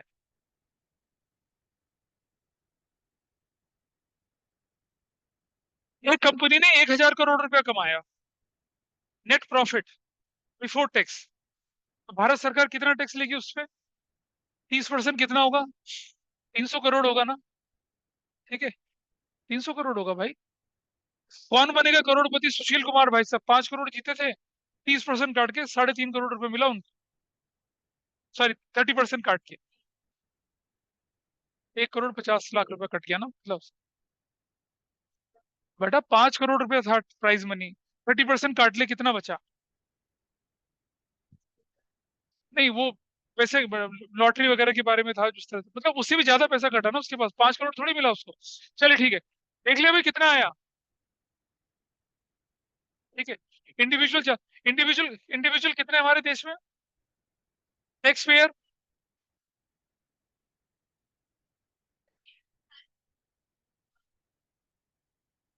हाँ, हमारे देश में कितने? 1.67 से लेकर 2.4% तक के करीब है वो। ठीक है। 140 का 2.5% लगा लो तो कितने लोग हो गए, वैसा करके। लेकिन अगर हम बोले कॉर्पोरेट हाउसेस बल्क में जो पैसा देते हैं, उनके कंट्रीब्यूशन, इंडिविजुअल दे रहे हैं, ठीक है। देखो बेटा, इंडिविजुअल डायरेक्ट टैक्स दे रहे हैं। क्या दे रहे हैं? डायरेक्ट टैक्स है। कॉर्पोरेट हाउसेस की जो कलेक्शन वाली इनडायरेक्ट टैक्स की कैटेगरी में भी चली जाती है कई बार, ठीक है। एनीवे, तो यहाँ देखें, you are right on your point. तो कंट्रीब्यूशन जो बना किसका, टैक्स में कंट्रीब्यूशन की बात कर रहे हैं, ठीक है। तो अब आगे बढ़े जरा। तो जितने भी बेनिफिट होते हैं वो कॉर्पोरेट हाउसेस को ज्यादा मिलते हैं एज कम्पेयर टू क्या इंडिविजुअल। तो सोल प्रोप्राइटरशिप से भी ज्यादा बेनिफिट उन्हें मिलेंगे सब कुछ। तो सरकार ने कहा कि अगर बडिंग एंटरप्रेन्योर्स हैं तो क्यों ना उनको भी कॉर्पोरेट वाले बेनिफिट दिए जाए। तो इसलिए उन्होंने क्या कंसेप्ट लेके चले, 1% कंपनी का कंसेप्ट लेके आए।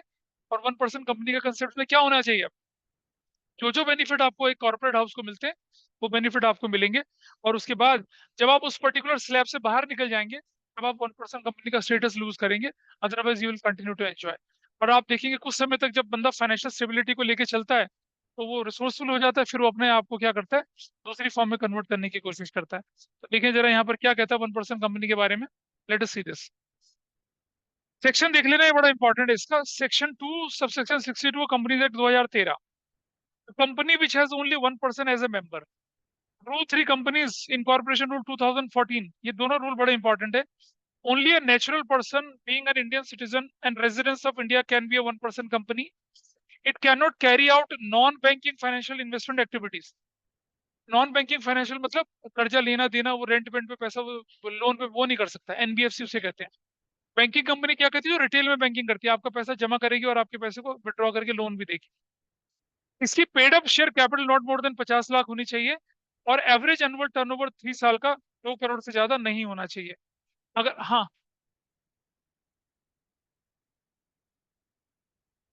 नहीं,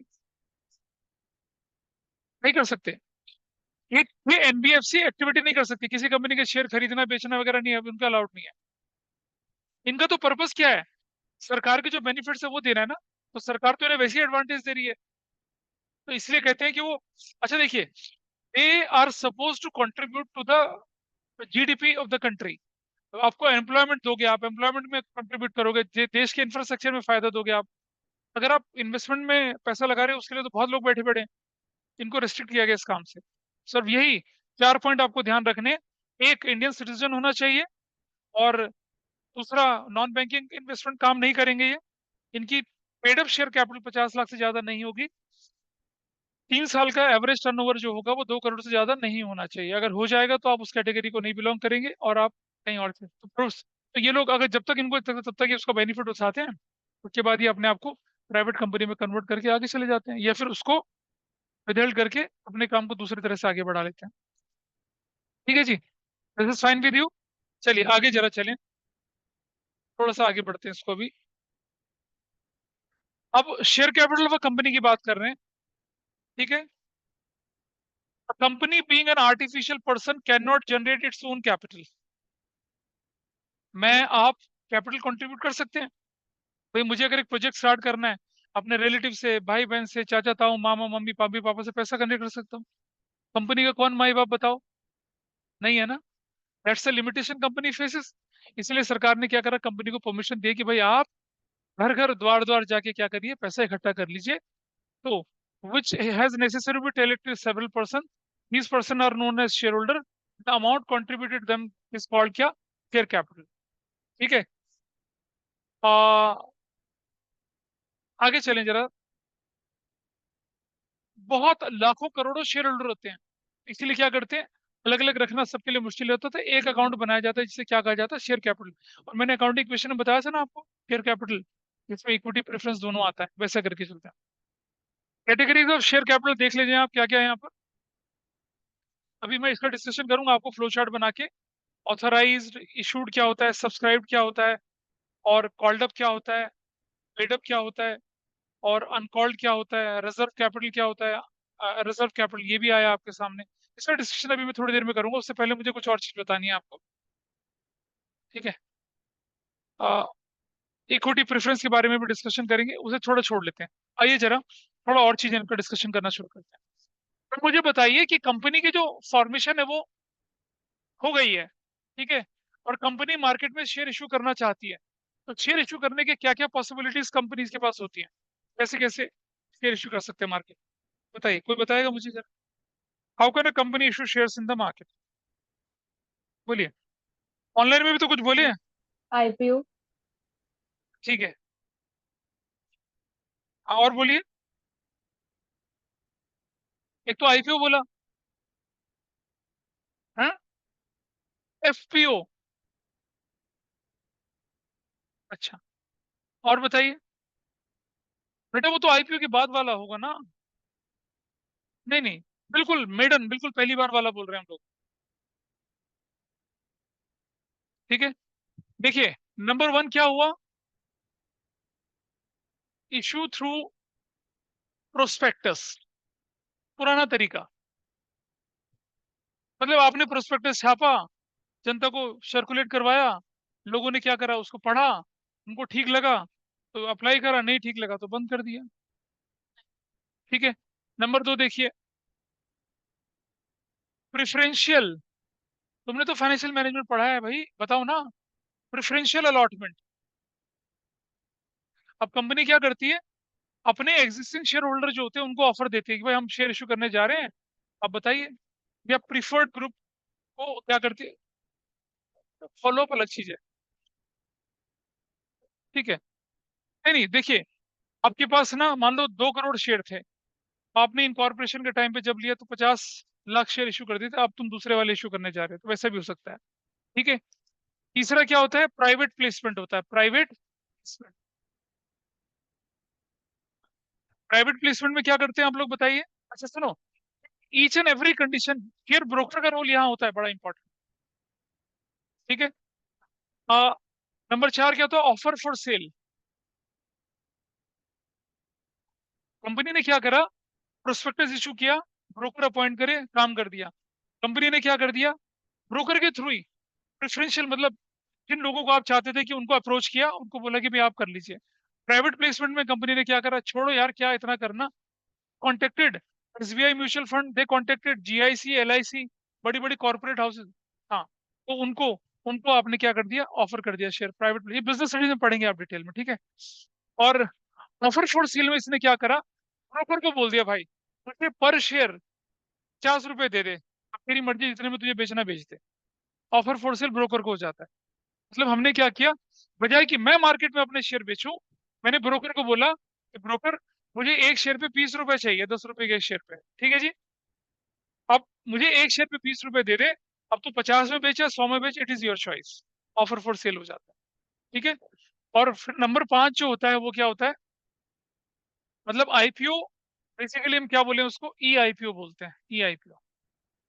ठीक है।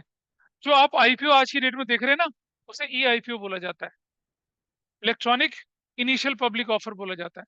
बिजनेस स्टडीज में इसको आप बहुत डिटेल में पढ़ेंगे, तो यहाँ मैं बिल्कुल बहुत ब्रीफ सा आपके साथ लेके चल रहा हूँ, अब जरा समझिएगा। ठीक है। पूरा प्रोसेस समझने के बाद फिर हम इसकी अकाउंटिंग की तरफ आएंगे। ठीक है। ई आईपीओ वाले से मैं लेके चल रहा हूँ, बाकी तो नॉर्मल है, वो बिजनेस स्टडीज में ज्यादा प्रोमिनेंट है।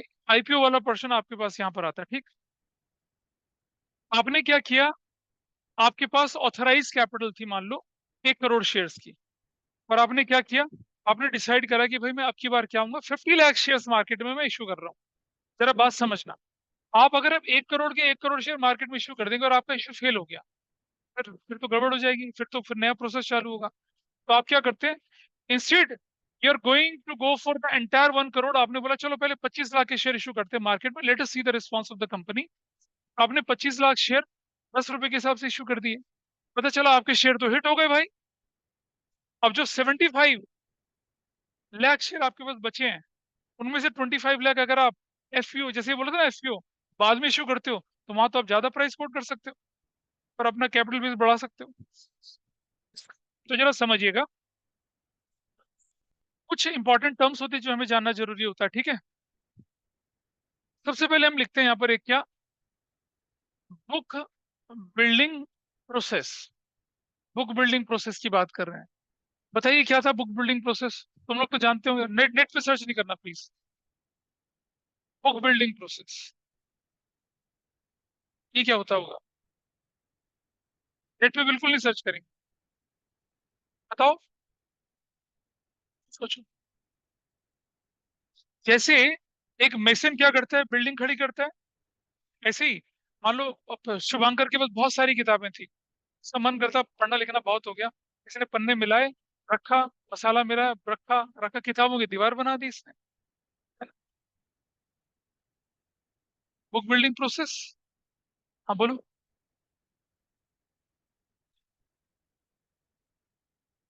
हाँ बिल्कुल सही बात, ये तो बहुत चमत्कारी बच्चा है। वंडरफुल। आई समझते हैं, बुक बिल्डिंग का मतलब वो नहीं है।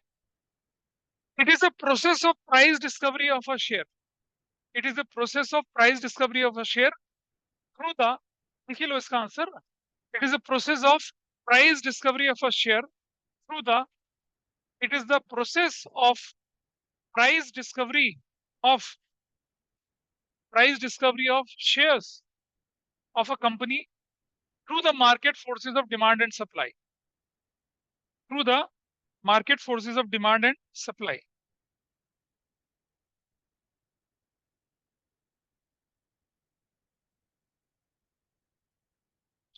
Through the market forces of demand and supply. ठीक है जी। आइए मैं बताता हूँ इसका क्या मतलब है। Market forces of demand and supply.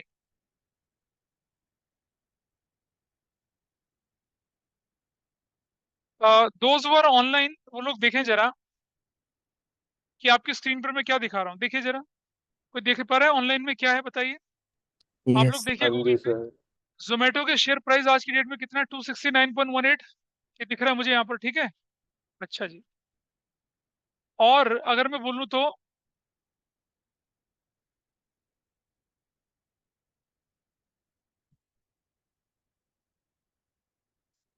अगर जोमेटो का जब शेयर इशू प्राइस था, अब आप देख रहे हैं कितना है, स्क्रीन पे दिख रहा है आपको ऑनलाइन में। Yes sir. हेलो, कितना दिख रहा है। 72 रुपीज। 72 to to 76। 76। जोमेटो ने जब क्या किया कि अपना शेयर आईपीओ लेके आया जोमेटो, तो उसने अपना जो प्राइस रखा वो रखा 72 से 76। इशू प्राइस, इशू प्राइस रखा उसने कितना, इतना। और फेस वैल्यू शेयर की कितनी थी, ₹10 थी। 10 रुपए के शेयर का प्राइस उसने कितना रखा, 72 से 76 रखा। ठीक है जी। अब आप लोगों ने, अच्छा मान लो आप इन्वेस्टर हैं, individual investor, which price you will quote कि आपके पास जोमेटो के शेयर आ जाएं, कौन सा प्राइस कोट करोगे। 72 ना, 76। हम, मैं एज एन इंडिविजुअल इन्वेस्टर, मैं तो ये वाला प्राइस कोट करूंगा। और जो इंस्टीट्यूशनल इन्वेस्टर्स हैं, कौन, दे में कोट 72, 73, 74, 75, कुछ भी कर सकते हैं वो तो। ठीक है। अब क्या होगा, जब इशू क्लोज होगा तब देखा जाएगा कि भाई कौन से प्राइस पे सबसे ज्यादा कोट आया है। पता चला 75 पे सबसे ज्यादा कोट आया है, तो जिन्होंने प्राइस 75 है ज्यादा बोला था उनको शेयर इशू कर देंगे, बाकी को लेटर ऑफ रिग्रेट भेज देंगे। Got it. तो क्या हुआ, हमने अपने शेयर के प्राइस को डिस्कवर किया through the market forces of demand and supply. इस प्रोसेस को क्या कहते हैं, बुक बिल्डिंग प्रोसेस कहते हैं। Got it. Is it okay. Book building process पता चला। मैंने कहा था ना, बुक से अलग चीजें थोड़ी सी पढ़ेंगे, जाना जरूरी। आगे बढ़ते हैं जरा। अब आइए देखते हैं एक और चीज। रेड,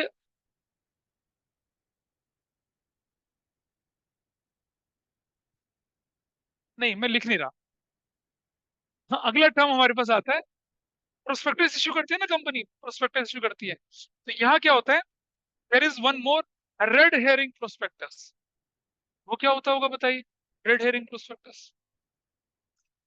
एक लाल बालों वाली स्त्री प्रोस्पेक्टस इशू करती है, उसे क्या कहते हैं, red herring prospectus. Got it. क्या क्या क्या, दोबारा बोलो, क्या बोली। नहीं नहीं, आवाज सुनाई नहीं दे रही आपकी। नहीं, अब लाल बालों वाली स्त्री होगी तो प्रॉब्लम होनी है। पीले बालों वाली स्त्री को ब्लॉन्ड बोलते हैं ना, ब्लॉन्ड है ना। लाल बालों वालों को क्या बोलते हैं फिर। हाँ, जिंजर, सच्ची में। और जो नीले बालों वाली स्त्री होती है उसको क्या बोलते हैं। ठीक है, ठीक है। उसको कहते हैं आया नया उजाला नीले बालों वाला। Anyway, कोई बात नहीं। ओ सॉरी, नहीं, it is your personal choice. Okay fine fine fine, let's come to the point. अब क्या होता है जरा समझिए, लिखिए रेड हेरिंग प्रोस्पेक्टस, इस पे स्पेलिंग लिख लेते हैं।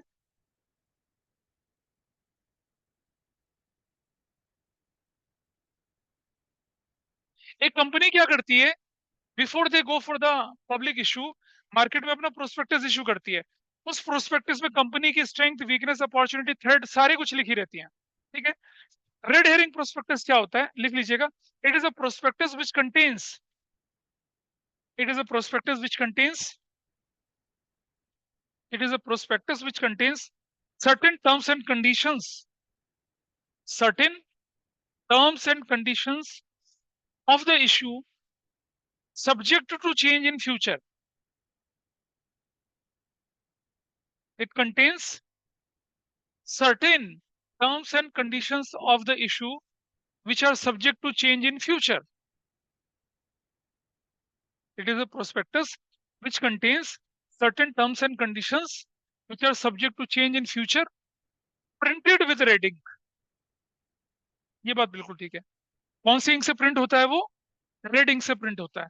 तो जब आप प्रोस्पेक्टस देखेंगे कंपनी का, तो आपको समझ में आ जाएगा कि भाई क्या ये कंडीशन, क्या सब्जेक्ट। अब जैसे मान लो जोमेटो ने जब अपना निकाला होगा, तो क्या उसने अपना शेयर प्राइस छाप दिया होगा पहले ही कि भाई मेरे शेयर का प्राइस कितना चलेगा, 76 रुपीज है? छापा होगा? नहीं छापा होगा ना। तो वो जो 72 से 76 है, वो किस रिंग से छपा हुआ था वो? रेड से। और भी कुछ कंडीशन होती हैं वो रेड से छपी रहती हैं। ऐसे प्रोस्पेक्टस को क्या बोलते हैं हम लोग? रेड हेरिंग प्रोस्पेक्टस कहते हैं। ठीक है जी। अब लिखने की जरूरत है, मैं ओरली समझाता हूँ आपको। What happens here,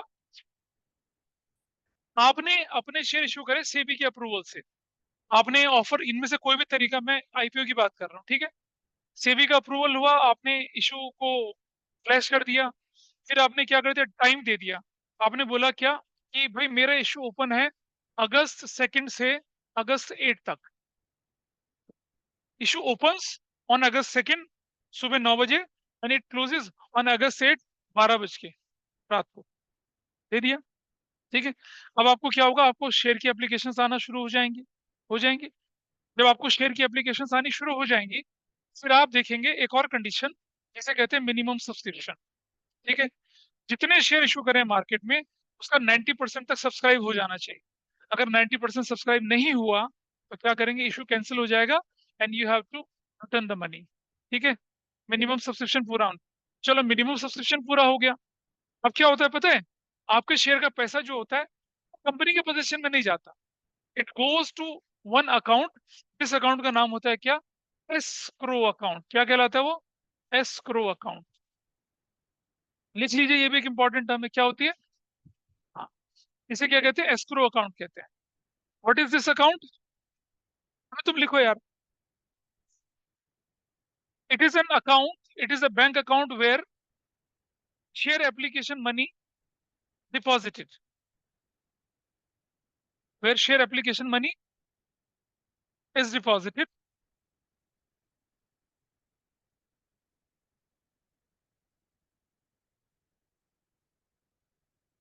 it is a bank account where share application money is deposited. ठीक है। Full stop. A company is authorized to use, a company is authorized to use money in it only when issue is declared successful and shares are allotted to the applicants. When issue is declared successful, when issue is declared successful, money in it only when only when issue is declared successful and shares are allotted to the applicants. अब जरा समझिए, आपको application मिल गई, आपका minimum subscription पूरा हो गया। अब आप क्या करेंगे, बिफोर यू प्रोसीड फर्दर, आपको एस्क्रो अकाउंट को यूज करने का टाइम नहीं मिलता, आपको कोई कोई एलिजिबिलिटी नहीं मिलती है।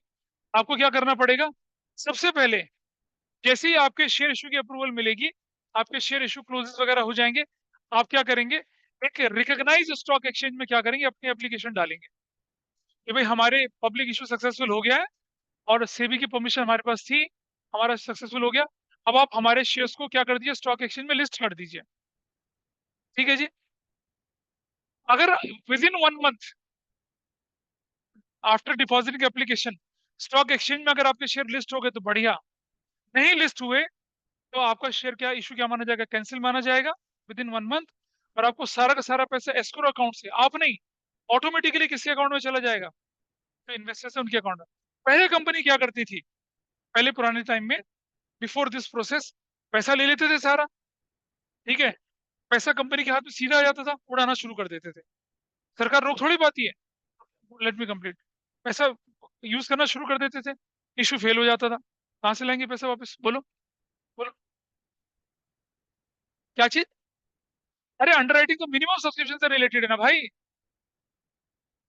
मिनिमम सब्सक्रिप्शन पूरा नहीं हो तो अंडरराइटर्स हैं। हम तो इशू सक्सेसफुल बोल रहे हैं, अंडरराइटर का रोल ही नहीं है अब। आपका इशू सक्सेसफुल हो गया, आपका इशू ओवर सब्सक्राइब हो गया।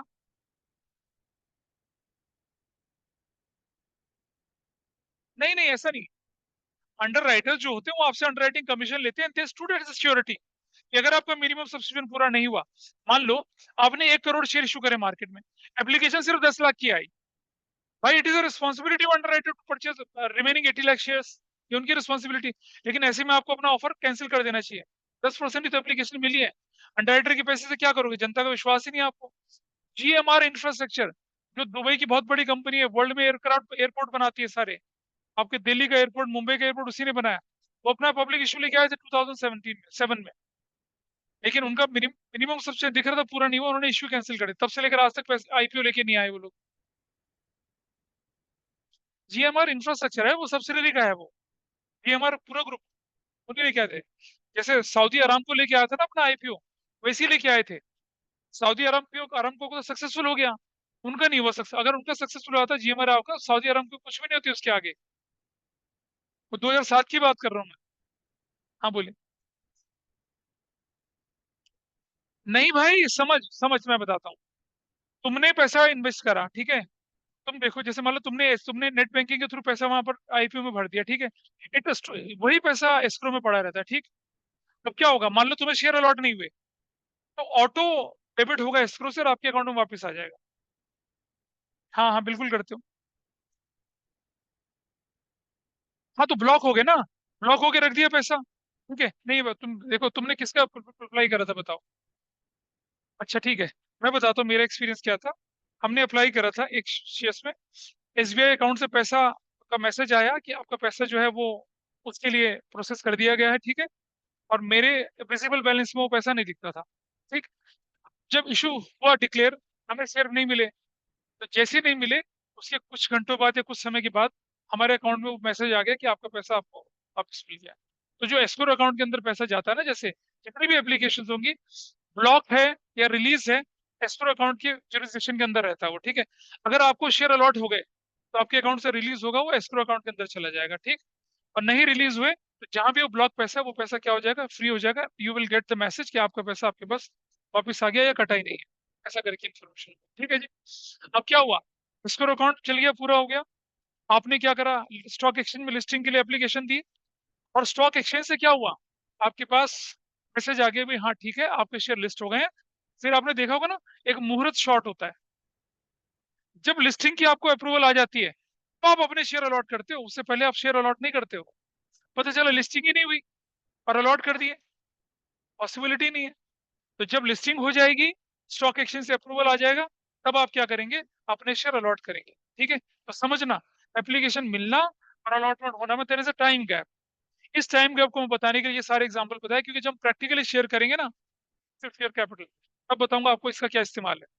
अब क्या हुआ कि एस्क्रो अकाउंट में पैसा आ गया, शेयर अलॉट कर दिया, जैसे शेयर अलॉटमेंट आप कर देंगे, you will get the key to use, या आपके पास एक्सेसिबिलिटी हो जाएगी एस्क्रो अकाउंट को यूज करने की, क्योंकि तब तक जितना का निकलना होता है निकल चुका होता है, जिनका वापस जाना होता है वापस जा चुका होता है। Once you allotted the share, भाई आपके 1 करोड़ शेयर थे, आपने 1 करोड़ शेयर अलॉट कर दिए, बाकी बचा हुआ पैसा क्या होगा, रिफंड हो गया, निकल गया सबके पास, ओवर सब्सक्रिप्शन का पैसा भी निकल जाता है भाई। वो तो कंपनी, वो एल्गोरिदम लगता है कंपनी का, और किसने पहले दिया किसने क्या दिया, आज भी थोड़ी बैठते हैं उसके लिए, इश्यू मैनेजर्स अपॉइंट कर रहे होते हैं, वो एआई इसका यूज करते हैं कि किसने पहले कोट किया प्राइस, कितने लोगों ने पहले प्राइस कोट किया, वो सब चलती हैं, एल्गोरिदम चलती हैं, उसके हिसाब से क्या होता है, ऑटो जनरेटेड क्या होती है, सारी चीजें होती हैं, शुरू के या जो भी आपने कंडीशन फिक्स कर रहे हैं, जो भी फिल्टर लगा रखे होंगे, उसके हिसाब से जो एलिजिबिलिटी के क्राइटेरिया में आएंगे उनको शेयर अलॉट हो जाएंगे, बाकी का रिजेक्शन, उनका पैसा वापस ट्रांसफर, वैसा करके चलता है। तो बड़ा ही सेफ तरीका होता है आईपीओ में पैसा इन्वेस्ट करना। ठीक है, और आपको करना चाहिए ट्राई, कोई भी नया आईपीओ है, just try your luck in that. अब लिस्टिंग हो चुकी है, शेयर अलॉट हो चुके हैं, अब हमारी अकाउंटिंग शुरू हो जाएगी। वैसा करके हमारा काम चलता है। ठीक है, और there is a time limit, हम आगे पढ़ेंगे कि अगर शेयर इशू हुआ और अलॉट नहीं हुआ तो कितने दिनों में पैसा वापस करना है, इफ सक्सेसफुल नहीं हुआ तो कितने दिनों में पैसा वापस करना है, लिस्टिंग नहीं हो पाई कितने दिनों में पैसा वापस करना, उसकी अलग अलग टाइमलाइन है, जो कि हमें एनसीईआरटी के हिसाब से देख के चलना पड़ेगा। ठीक है, क्या वो बोलो, अभी देखेंगे पढ़ेंगे, अभी तो बहुत कुछ पढ़ना बाकी है ना। तो ये प्रोसेस पूरा का पूरा चलता है, और अब हम उस स्टेज पे बैठे हैं जहां पर हम क्या कर सकते हैं कि इश्यू ऑफ शेयर्स की जो अकाउंटिंग ट्रीटमेंट है उसके बारे में डिस्कशन कर सकते हैं। ठीक है, अच्छा एक और बात बता दीजिए मुझे कि शेयर्स जो हैं वो कंपनी के लिए एसेट्स हैं या लायबिलिटीज हैं, क्या क्या है? बहुत बढ़िया, you are absolutely wrong. Shares company के लिए एसेट्स कैसे हो सकते हैं? शेयर कंपनी के लिए क्या होते हैं? लायबिलिटीज होती हैं। शेयर्स इन्वेस्टर के लिए क्या होते हैं? एसेट्स होते हैं। हम अकाउंटेंट किसके हैं? इन्वेस्टर के या कंपनी के? कंपनी के, तो हमें कंपनी के पॉइंट ऑफ व्यू से सोचना है। When you issue shares and you got money, तो आप क्या एंट्री बनाएंगे? बैंक अकाउंट को डेबिट करेंगे, और क्या क्रेडिट करेंगे? Share capital. वो एप्लीकेशन बात।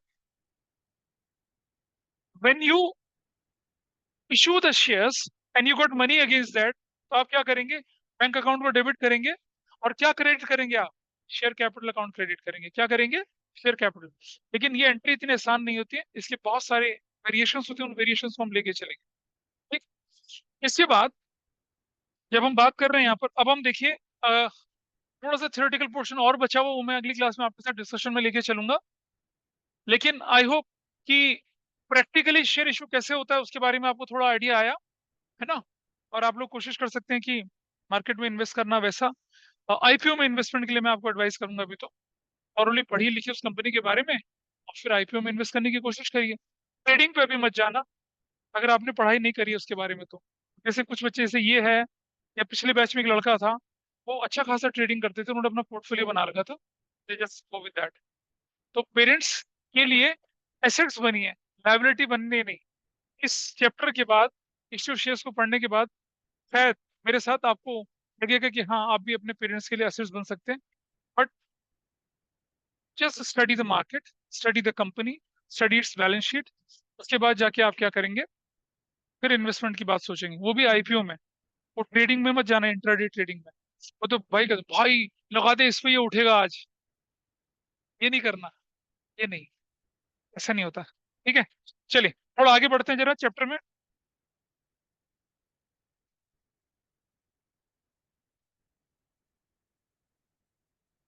अगर आप देख रहे होंगे फिर कंपनी की कैपिटल का क्लासिफिकेशन, वो मैं एक फ्लो चार्ट के साथ बताऊंगा आपको।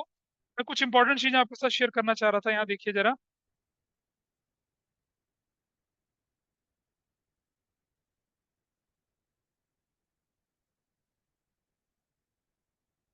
इक्विटी शेयर और प्रेफरेंस शेयर आप बचपन से जानते हैं, बोलिए। भाई कंपनी दो तरह के शेयर इशू करते हैं ना। एक करते हैं क्या, आप पहुंच जाइए अपनी बुक का पेज नंबर 6 पे। Nature and classes of shares को देख लेते हैं एक बार फटाफट से, ये हमने 11th में पढ़ा हुआ, इसलिए ज्यादा परेशानी नहीं होगी। क्या है? शेयर किसे कहते हैं? Unit into which the total share capital of a company is divided. It is a fractional part of the share capital and forms the basis of ownership interest in a company. The person who contribute money उसे कहते हैं share holder. Share company के दो तरह के होते हैं, preference shares और इक्विटी शेयर, जिन्हें ऑर्डिनरी शेयर्स भी कहते हैं, ये ओनरशिप शेयर्स भी कहते हैं। ठीक है, प्रेफरेंस शेयर सेक्शन 43 है। ये क्या कहता है आपको? It carries a preferential right to dividend to be paid either as a fixed amount payable on a preference shareholder or an amount calculated on a fixed rate on the nominal value of each share.